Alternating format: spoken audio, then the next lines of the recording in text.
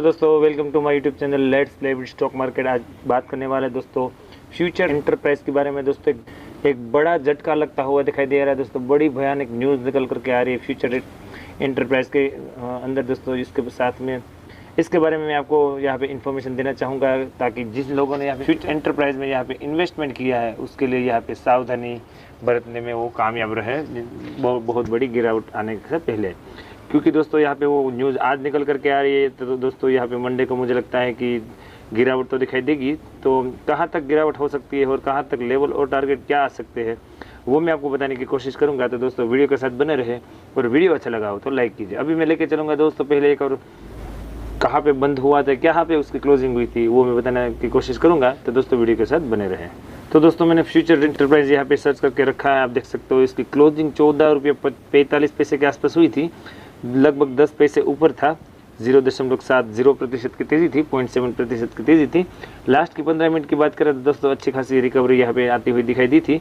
परंतु यहाँ पे मुझे लगता है कि मुझे लगता है रिटेल इन्वेस्टरों को यहाँ पे जो ये न्यूज़ आने वाली थी, जो न्यूज़ अपने आप में बहुत ही बुरी है फ्यूचर एंटरप्राइज के लिए, तो न्यूज़ अपने आप में पता नहीं होगी तो लोगों ने यहाँ पे मुझे लगता है कि यहाँ पे बाइंग भी करी होगी काफ़ी रिटेल इन्वेस्टरों ने। क्योंकि यहाँ पे रिलायंस और फ्यूचर रिटेल की डील हुई थी, तब से यहाँ पे फ्यूचर रिटेल और फ्यूचर एंटरप्राइज दोनों में बढ़िया तेज़ी भी हमें दिखाई दी थी।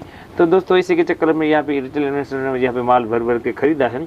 तो अभी यहाँ पे जो न्यूज़ निकल करके आ रही है उसके बारे में पहले बताऊँगा। इससे पहले लेके चलूँगा दोस्तों सीधा NSE की वेबसाइट पर, और कारोबार कैसा रहा है वो मैं बताने की आपको कोशिश करूँगा।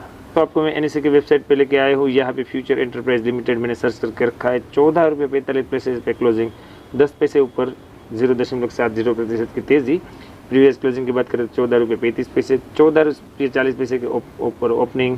हाई बनाता है 14 रुपये 65 पैसे के आसपास, लो बन जाता है 14 रुपये 10 पैसे के आसपास, और फाइनली क्लोजिंग की बात करें तो 14 रुपये 25 पैसे के आसपास एडजस्टेड क्लोजिंग प्राइस है।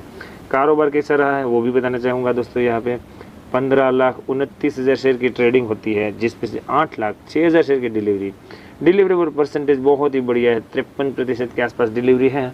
वही इसलिए मैं बता रहा था दोस्तों, लोगों ने यहाँ पे भर भर के माल उठाया है। हो सकता है इसमें बड़े इन्वेस्टर कम ही हो, हालांकि डिलीवरी परसेंटेज बहुत ज़्यादा है, पर क्वांटिटी इतनी बहुत बढ़िया नहीं होती इसमें ट्रेड, तो इसकी वजह से डिलीवरी परसेंटेज में ज़्यादा दिखाई देता है। रिटेल इन्वेस्टरों ने भी यहाँ पे ट्रेडिंग करी होती है, तो देखने वाली बात होगी कि यहाँ पे मंडे को कैसा परफॉर्म करता है। इससे पहले मैं न्यूज़ क्या निकल करके आई है वो मैं बताने की कोशिश करूँगा। तो दोस्तों मैं यहाँ पे बिजनेस स्टैंडर्ड की वेबसाइट पे लेके आया हूँ। यहाँ पे देखिए कि future retail default on commercial paper payment worth Rs 90 crore. तो दोस्तों यहाँ पे कमर्शियल पेपर यहाँ पे के ऊपर जो पेमेंट करना था, कमर्शियल पेपर मैंने इश्यू करवा के रखे थे, उसका जो इंटरेस्ट निकल कर आ रहा था, उसका इंटरेस्ट यहाँ पे करना था जो कि 90 करोड़ आया था, उसमें उन्होंने डिफ़ॉल्ट कर दिया है। वो पेमेंट जो जिस दिन देना चाहिए था, मतलब कि उसकी पेमेंट की तारीख निकल गई पर वो पेमेंट नहीं दे पा रहे थे, ऐसा उन्होंने यहाँ पे रेगुलेटरी को फाइलिंग करते हुए बताया है। तो दोस्तों अपने आप में ये बहुत ही बड़ा झटका दिखाई दे रहा है फ्यूचर रिटेल के लिए।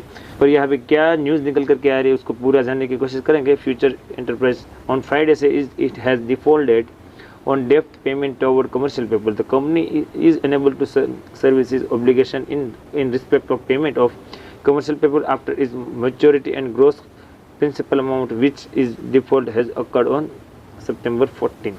जो उसका मेच्योरिटी और ग्रोस प्रिंसिपल का अमाउंट था उसमें यहाँ पे नहीं मिल पाया था कंपनी को, ऐसा कंपनी ने बताया। तो यहाँ पे इसी की वजह से उन्होंने यहाँ पे जो 90 करोड़ का पेमेंट आ रहा था उसमें भी यहाँ पे वो पे नहीं कर पाए हैं, क्योंकि उनके पास पैसे नहीं है तो वो आगे भी पैसे नहीं दे पाए थे। उन्होंने ऐसा बताया है रेगुलेटर को फाइनल करते। The delay is reporting to is due to effort being made by the company to take payment by miss billing certain fund to make payment and then submit report of having repaid with delay.